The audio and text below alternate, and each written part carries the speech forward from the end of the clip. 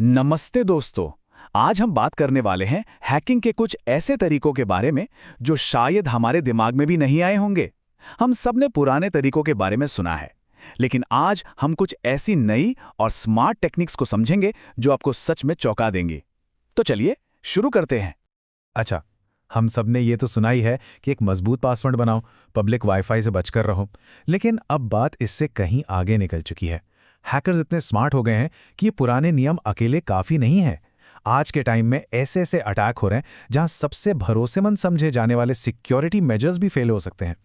जैसे कि two factor authentication या 2FA, जिसे हम अपने अकाउंट्स का एक तरह से सुरक्षा कवच मानते हैं। पर सवाल यह है कि क्या यह कवच वाकई इतना मजबूत है? क्या इसे तोड़ा नहीं जा सकता? आज हम देखेंगे कि कैसे हैकर्स इस सुरक्षा कवच को भी आसानी से भेज सकते हैं। तो पहला और सबसे चौंकाने वाला खतरा है स्मिशिंग, यानी स्मार्ट फिशिंग। ये नॉर्मल फिशिंग का एक बहुत ही चालाक वर्जन है, और ये कोई किताबी बात नहीं है। ये मेरे अपने तजुर्बे से जुड़ी कहानी है, जहां मैं खुद इसका शिकार होते होते बचा। तो हुआ यूं कि मेरे पास एक ईमेल आया। एक बड़े ब्रांड के साथ कोलैबोरेशन का ऑफर था। अब एक इन्फ्लुएंसर के लिए तो ये काफ़ी आम और एक्साइटिंग बात है। सब कुछ एकदम लेजिटिमेट लग रहा था, कोई शक की गुंजाइश ही नहीं थी। तो मैंने भी लिंक पर क्लिक कर दिया और वेबसाइट एकदम कोलैबस्ट्रा जैसी ही दिख रही थी, जो कि एक बहुत पॉपुलर प्लेटफॉर्म है। लेकिन असली खेल यूआरएल में था। वो कोलैबस्ट्रा नहीं, collapsed.net था। COLLAPSED। अब इतनी छोटी सी बात पर किसका ध्यान जाता है, सही कहा ना? तब समझिए कि ये पूरा खेल काम कैसे करता है। जैसे ही मैंने उस नकली साइट पर अपनी डिटेल्स डाली, हैकर के स्क्रिप्ट ने फौरन असली वेबसाइट पर उन्हीं डिटेल्स से लॉगिन कर लिया। असली साइट ने मेरे फोन पे 2FA कोड भेजा और नकली साइट ने मुझसे वही कोड मांगा। मैंने जैसे ही कोड डाला, हैकर ने उसे असली साइट पर यूज किया और बूम, मेरे अकाउंट का पूरा एक्सेस उसके पास था, 2FA के होते हुए भी। तो इससे बचने का सबसे सबसे ज़रूरी तरीका क्या है? बस एक छोटी सी आदत डालनी है। किसी भी साइट पर लॉगिन करने से पहले एक बार यूआरएल को ध्यान से देख लें। पक्का कर लें कि स्पेलिंग सही है और वो ताले वाला निशान यानी पैडलॉक बना हुआ है। बस इतनी सी बात बहुत बड़ी झमेले से बचा सकती है। चलिए अब डिजिटल खतरों से हटकर जरा असल दुनिया की बात करते हैं, क्योंकि हैकर्स अब एआई और सोशल इंजीनियरिंग का इस्तेमाल करके ऐसे ऐसे तरीके अपना रहे हैं जिनके बारे में सोचकर भी हैरानी होती है। क्या कभी सोचा है कि हमारा कीबोर्ड ही हमारा पासवर्ड लीक कर सकता है? सुनने में बिल्कुल फिल्मी लगता है ना? पर यह सच है, और इस टेक्निक को कहते हैं डल के अटैक। जरा सोचिए, कोई एक पासवर्ड है जो हम सालों से इस्तेमाल कर रहे हैं, तो जाहिर सी बात है कीबोर्ड की वो कीज दूसरों से ज्यादा घिस जाएंगी, डल हो जाएंगी। हैकर को बस हमारे कीबोर्ड की एक फोटो चाहिए, वो उसे एआई में डालेगा और एआई उन घिसी हुई कीज को पहचान कर उन्हीं अक्षरों से पासवर्ड के कॉम्बिनेशन बना देगा। कितना डरावना है ये, है ना? और ये तो बस शुरुआत है।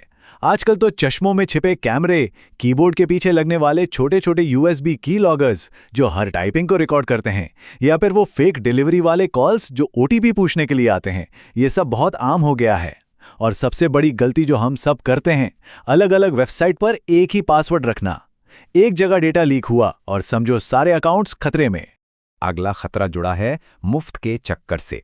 हम सब ने कभी ना कभी क्रैक्ड या पायरेटेड सॉफ्टवेयर के बारे में तो सुना ही है, लेकिन ये पैसे बचाने का शॉर्टकट बहुत बहुत महंगा पड़ सकता है। देखिए, जब कोई क्रैक्ड सॉफ्टवेयर डाउनलोड करता है तो वो सिर्फ पैसे नहीं बचा रहा, वो असल में अपने कंप्यूटर में मैलवेयर और रैंसमवेयर जैसे मेहमानों को दावत दे रहा है। और ये रैंसमवेयर बहुत खतरनाक चीज़ है। ये हमारी सारी फाइलों को लॉक कर देता है और फिर उन्हें खोलने के लिए बिटकॉइन में फिरौती मांगता है।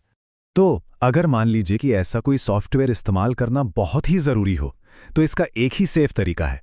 एक बिल्कुल अलग कंप्यूटर यूज़ करें। एक ऐसा पीसी जिसमें कोई भी पर्सनल अकाउंट या ज़रूरी डेटा ना हो, मतलब रिस्क को आइसोलेट कर देना।